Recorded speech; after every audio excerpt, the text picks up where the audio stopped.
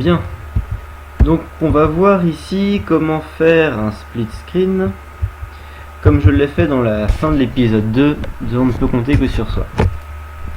Le tout avec le logiciel Cinelera. Donc tout d'abord on va importer le rush en question qui permet de faire le split screen. Voilà. Donc il apparaît dans la zone média. On le met dans la visionneuse ici et on va le découper. Donc voilà, ça commence ici. Donc là bien sûr faut que j'en garde un petit peu plus longtemps l'image, puisque bien évidemment ce clone-ci disparaît pas de l'écran ensuite, donc il faut garder les données. Voilà. Le second qui apparaît ici.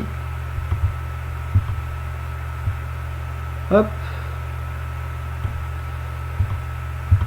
Bien, maintenant qu'on a nos deux clips, on va créer une nouvelle piste vidéo, parce que finalement en fait c'est deux vidéos qui vont se superposer.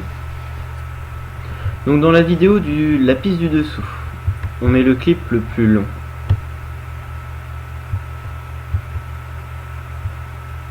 Voilà. Et dans celle du dessus, on va y mettre la réplique du second clone. Alors, ce qui aurait été bien aussi, c'est de créer deux autres pistes audio pour justement l'audio de la réplique.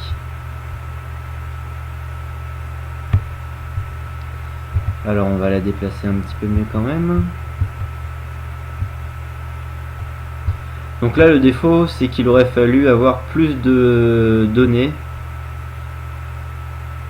venant du premier clone en fait, pour l'avoir vu assis plus longtemps. C'est pour ça en fait que je procède ainsi. On va maintenant créer un masque dans ici, dans la fenêtre compositeur. Donc le masque se trouve ici. Et ce masque, on l'applique autour de ce clone, comme ceci. Bon, malheureusement, ce rush a été filmé très, voire trop rapidement, donc la caméra bouge et on voit des défauts. Donc par exemple là on va voir à la table que ça a bougé à la jointure. Pour que ça fonctionne, il faut sélectionner multiplication alpha. Le mieux serait de garder soustraction alpha, d'inverser les deux pistes. Cependant, comme j'ai aucune donnée ici, aucun film, on a en fait un carré noir ici au début de la vidéo, donc ça ne fonctionne pas. Donc voilà, je l'ai mis comme ça, et comme on voit maintenant, on a l'impression qu'il y a deux clones d'Étienne, tournés par Jean-Baptiste, et quand on avance le curseur, on voit le premier apparaître, puis le second. C'est une façon finalement très simple d'avoir un split screen. Voilà.